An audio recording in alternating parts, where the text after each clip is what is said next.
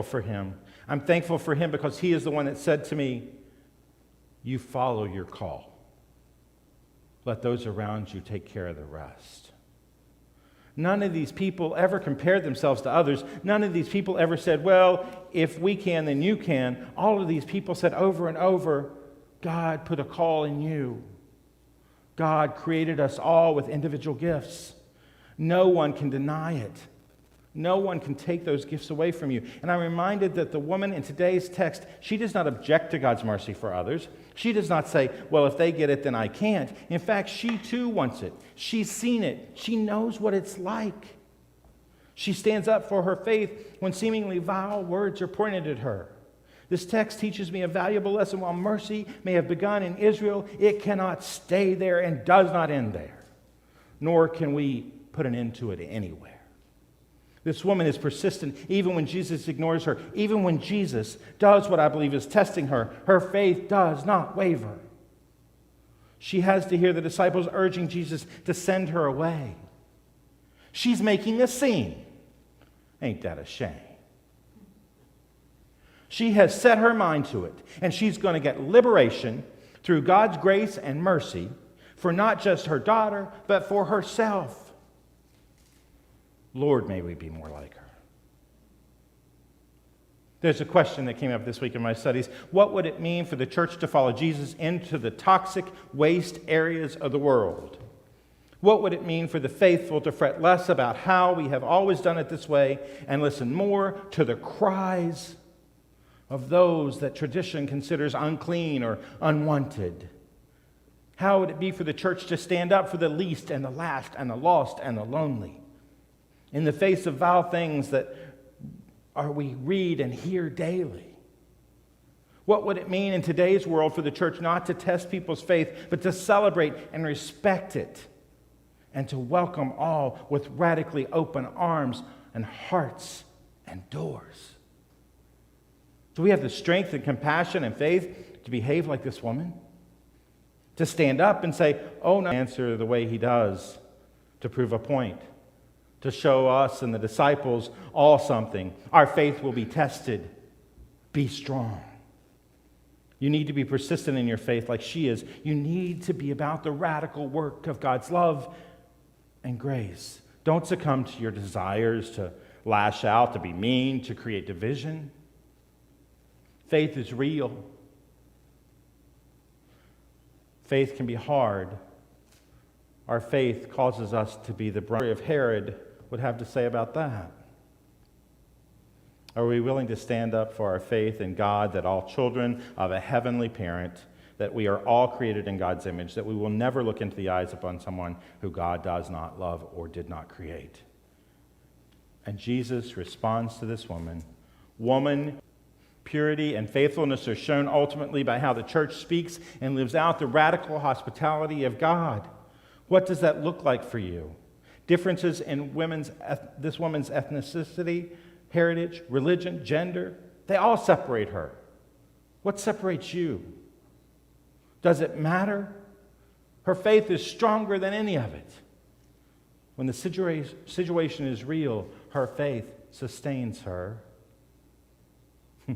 She's virtually repeating Peter's plea from a few weeks ago that we read in chapter 14 and verse 20 of Matthew, because her and Peter are both pleading for God's rule, for grace and mercy in Jesus' actions. Jesus didn't let Peter down, and he doesn't let her down here either. This Canaanite woman must even contend with Jesus' reluctance, and she does.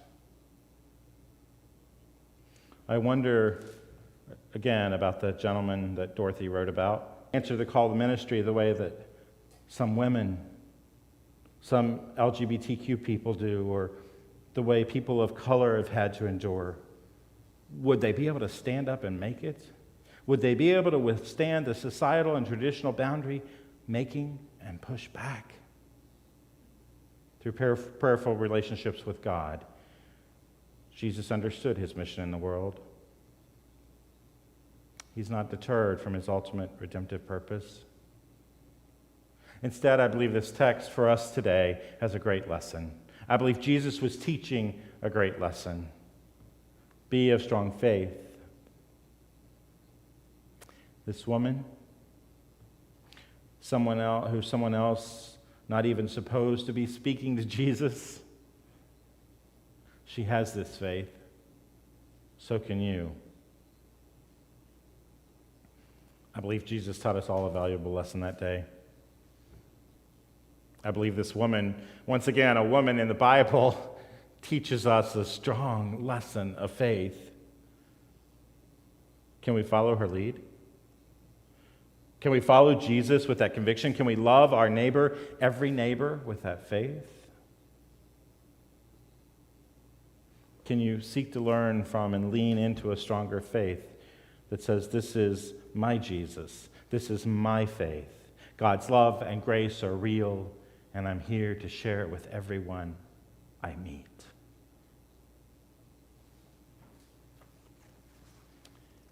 There's a quote in my daily devotions today that reads, "My kingdom is about change, changing into good what is meant for evil, and changing you to be more like me." I hope that day Jesus changed a lot of minds of who was welcome and what faith looked like. I hope that Jesus can change all of our minds to be of strong faith and conviction when it comes to love and grace for all of God's children. Amen.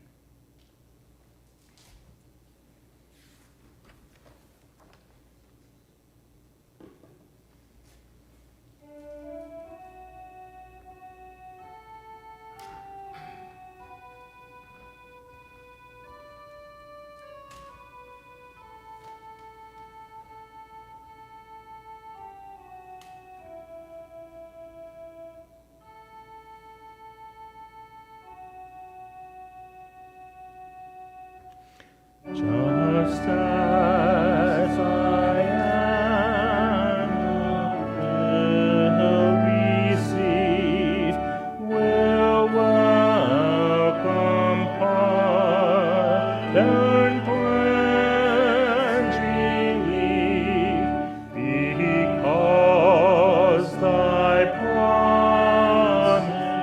I believe, O Lamb of God, I come,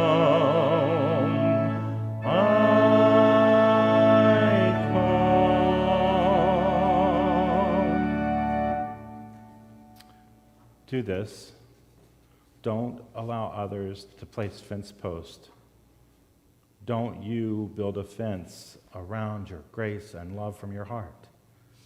Let it flow in radical ways to all those you come in contact with. You can, just as this woman did that day, make a difference in faith. Amen. This morning alone, not only were we able to, that you do, as we prepare once again to consider the gifts that God is calling us to share.